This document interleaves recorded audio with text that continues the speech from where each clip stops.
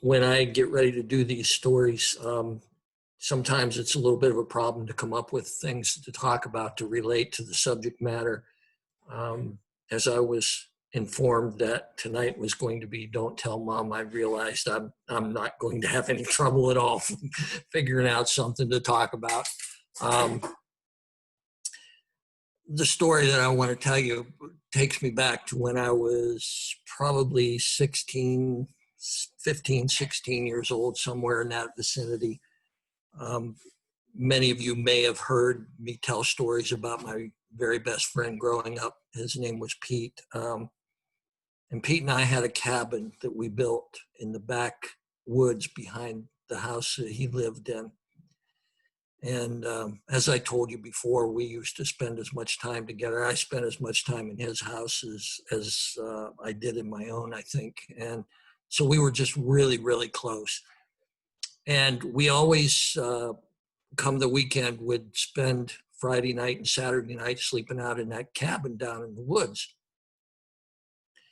And most of the time it was fairly uneventful, but this one particular weekend, there was a dance going on at the high school. Now, you have to understand the high school that I went to in Little Greenville, Pennsylvania, was about 7 miles or so from where this little cabin sat in the woods. And for some reason, and I don't remember at this point, and you'll have to forgive me, it's 50 years ago or better, Pete's mom decided that it wouldn't be in our best interest to go to the dance at the high school that particular Friday night.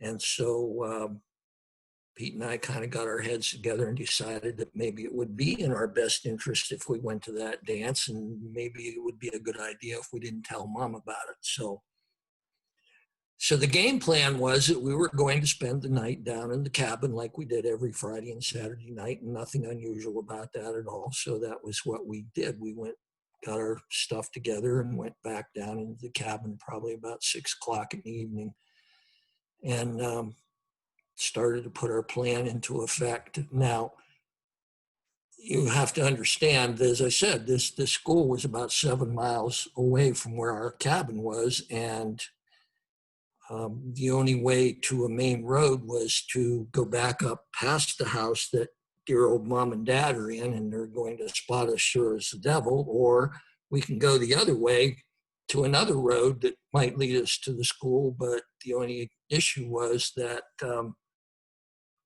going that way entailed crossing a small river. Now, this is November and it's chilly, but we're undeterred. And so we take out from the cabin, we walk down to the river. We, for lack of a better word, make it so that we don't get our clothing wet when we're crossing the river. Use your imagination. And we're walking across the river holding, holding our clothing over our head. And sure enough, Dale hits a wet spot with a rock or whatever, and down he goes. And of course, all the clothing goes in too. So we get across the river, and I'm now putting on soaking wet clothing in the middle of November, and we're going to walk probably another quarter of a mile to get to the highway. Now, the highway is still 6 miles from the high school, and there's nobody there waiting with us for a car or with a car or anything. So this was back in the old days when you could still get away with hitchhiking and didn't have to worry too much about it. So we hitchhiked our way to the high school and ended up getting there. Actually, we got a ride pretty much all the way, which to this day still astounds me. I don't understand it, but just a good, clean living, I guess. I don't know. But at any rate, we went to the dance. We had a great time and everything. And now all of a sudden we got to get back, and we've got to do the same thing in reverse that we did going. Well, we had one of our friends that actually drove us to the drop-off point where we could get across the river, and we got back and we walk up to the cabin thinking we pulled off this magnificent caper.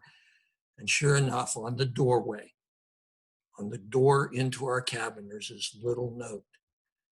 And the note reads, "Oh, what a tangled web we weave when first we practice to deceive, Mom." And of course, we just figured, okay, we're fried now. So we just went in and Spent the night, got up in the morning. We always went back to the house and had breakfast. She always had breakfast waiting for us in the morning when we got back. She was a dear lady. In fact, to this day, she's still alive, and I think of her frequently. She's one of the really cool people in the world. But anyway, we got up in the morning, we went back to the house, and there she is. She's flipping the pancakes and the bacon and everything like this. Never said a word. Never said one word to us because she knew she didn't have to. She got us with that note. And to this day, I will never, ever forget those words. Oh, what a tangled web we weave when first we practice to deceive. So don't tell mom because she already knows.